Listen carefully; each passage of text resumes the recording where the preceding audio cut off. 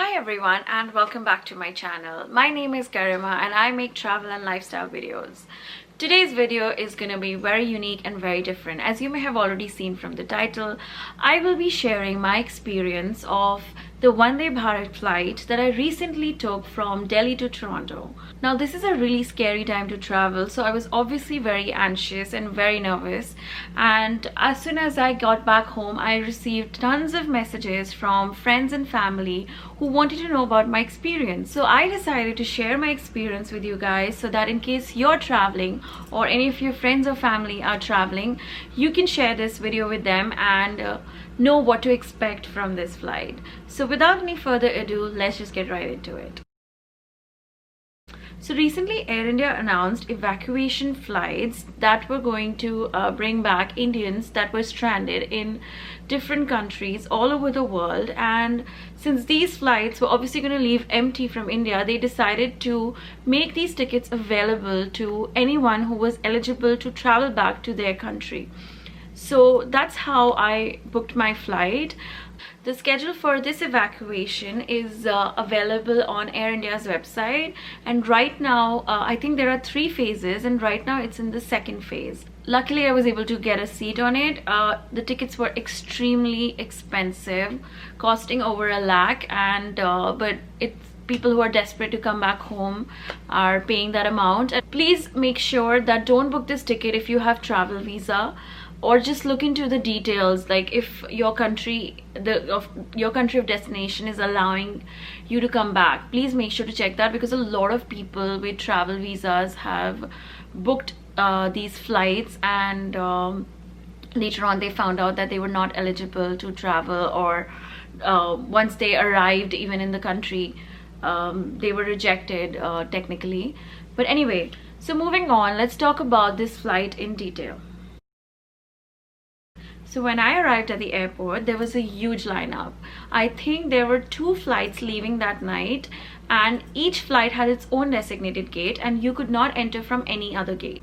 So the Air India customer service had recommended to arrive 4 hours prior to departure, because there was going to be lots of screening, thermal checks, things like that. So I did arrive on time and still had a huge lineup in front of me. Basically they were just checking your passport and your ID at the gate. Everybody had their mask on. Once I was inside the gate, there was a temperature checkpoint where each passenger's temperature was being taken to make sure no one has fever. There was this health form that you had to present. Basically, there are 2 health forms or quarantine forms that are available for download on Air India's website, and you must fill that and bring that with you. The temperature checkpoint took about 2 to 3 minutes, not too long. After the temperature check, I headed straight to the next lineup, which was there for a baggage scan. You had to get every single checked-in baggage scanned at this point. It took about 15 or 20 minutes to get your baggage scanned and then put it back in your trolley and then move to the next step. After that, I went to the check-in counter. So even if you do your web check-in, you still have to go to the main counter and get your boarding pass from there.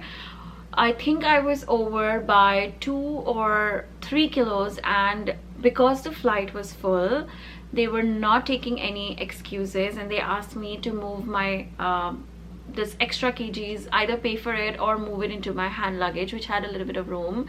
So I did that. When you're packing, don't go over, and don't think that because you've paid so much for the flight they won't mind your 1 or 2 kgs extra. They would definitely mind it, because these flights are 100% full. So don't take that extra weight with you. Once I was issued my boarding pass, I went straight to the security checkpoint. The lines here actually were not very long for me. I mean, I don't know how it will be for you guys.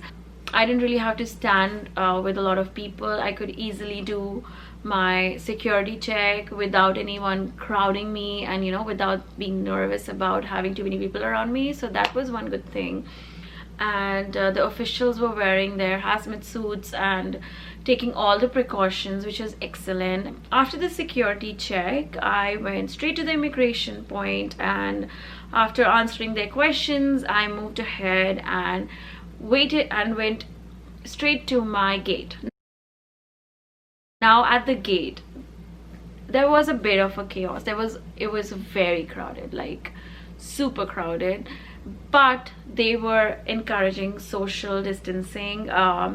Some people followed it, some people didn't follow it, but the good thing is everyone did have their masks on, which was a good thing. And as soon as we entered through the gate, the Air India officials gave us this face shield and a face mask that you must put it on while boarding the flight.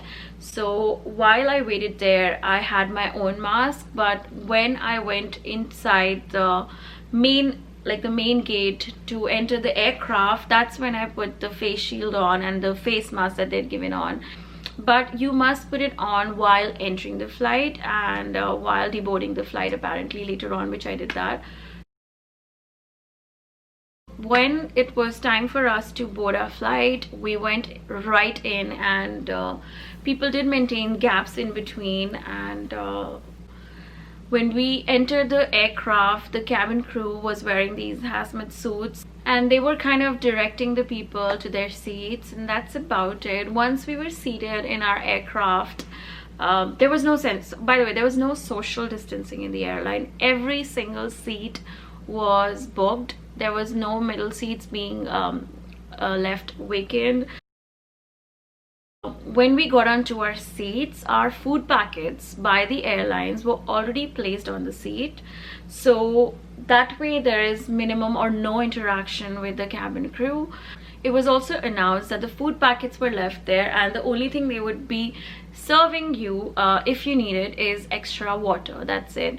But there was ample of food, so that wasn't the issue. But I did not want to take a chance. I didn't want to eat something from outside, so what I did was I carried parathas with me, like aloo and paneer parathas, like really thin, really sliced, so that you know they're and I kind of put them in a Ziploc bag so that it was easy to access them. And didn't even open. I mean, I wish I'd opened it so I could have shared with you guys what was there as a meal, but me and most of the passengers in my aisle, I didn't really see anyone open their meals really. Because I think everyone was carrying their own food. I did have like a small backpack. My sister had packed it with me. She's so sweet, with like food and stuff, so I kept that handy. In the pack that Air India gave us, there was also mini sanitizers, like mini sachets, so you can also use them and keep your sanitizer bottle handy. As soon as I sat on my seat, I made sure to sanitize every metal part that was accessible around me with those tissues. I kept them handy in my front pocket, so that in case I need it in the duration of flight, I don't really have to get it from my hand luggage. It was also announced that no blankets would be given, and these flights, some of the international flights can get really cold. Like I carried a wrap, like a thick wrap that I had around me for the duration of the flight, whatever is comfortable, because they won't be giving anything like that. One more advice that I would like to give anyone who's traveling is make sure to use the washroom before you board the flight. Started drinking a lot of water 24 hours before my flight to keep myself extremely hydrated. I ended up using the washroom once, and it was at like the first 2 hours of the flight, so it was fairly clean. I did remove my face shield once I was in the flight, once the flight took off and everything. But I think the only time I and passengers who were around me removed their masks was only if they wanted to consume something. They had their masks on, and so did I, for almost 95% of the flight, which is like approximately 13 hours. And quarantine forms. So basically about 1 hour before landing, we were handed over these forms. There were actually two forms. One was the immigration form that you generally get when you come back to your country. Second was this quarantine form, which asked about where would you be self-isolating yourself, or quarantining yourself when you get to your country of destination, I would suggest to carry your own pen, which I did, but I couldn't find last minute, so I had to borrow a pen from someone, but I sanitized it before I returned it back to them. In the quarantine forms, only thing they asked is your name, last name, and what address would you be self-isolating yourself in. Is it your home, and do you have access to groceries, medications, or basically food when you are self-isolating. These were the some questions that were there in the form. Very simple, very easy. Once I arrived in Toronto and got out of my flight, when I went out, there were a bunch of officers and they were basically checking your IDs, and you had to kind of remove your mask and show it's really you and not someone else who's entering the country. And they were also looking briefly at your health form that I mentioned about earlier. And then I went straight to the immigration point, and after doing the whole, so basically in Toronto we have kiosks where you have to enter all your information and you get this immigration card back, and then you head to the immigration point. So after doing that, when I went to the immigration officer, the only thing he asked me was where was I going to self-isolate. I was going to self-isolate at home, so I told him about everything, and that's it. Literally he this was done in like literally 2 minutes. I left from there and went straight to the baggage point, straight to the baggage belt. Now there were 2 or 3 people from the airport who were already removing the bags from the belt and putting it on the floor and kind of organizing them away from each other. So when people and when the passengers come, they actually don't really overcrowd this area, and they can, you know, easily access their bag, just put it on the trolley and just leave. People were identifying their bags from far, like, you know, they were like, because as the bags were placed at different locations. And it was quite simple, and that's it. I grabbed my bags and went straight out the airport. At the exit point, I had to give my immigration card back to the immigration officer, and literally that's it. And that's how I arrived in Toronto, safe and sound.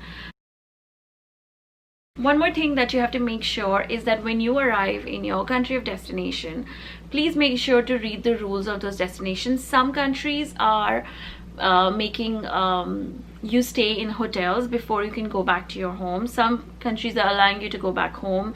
So please make sure to read all the information on your country's website. For Toronto, it was basically 14 days you have to self-isolate, and secondly, you have to also make sure that you have a private vehicle that picks you up, and you cannot stop anywhere in the middle when you go back to your home. So that's what I did. I had a private vehicle. My husband came to pick me up, and we went straight home. There was no there were no stops taken in the middle, not even for coffee. Don't do that mistake, because the fines are really high for this.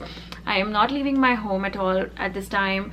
I am staying indoors till I finish 14 days. So I was very nervous and very anxious before I took this flight, but I would definitely say that Air India took all the possible measures for safety and security of its passengers, and it was actually very safe to fly. So if you're taking one of these flights, don't worry, just take all the necessary precautions and safety measures, but don't worry, fingers crossed, you will reach home safely and get through with this situation in your life. Just hang in there. That's it, guys. If you have any questions, please reach out to me. I would love to answer those questions. I've also added the schedule of the next phase of flights and the current phase in my link below, so you can go check that out as well if you need the help. But thank you so much for watching, guys.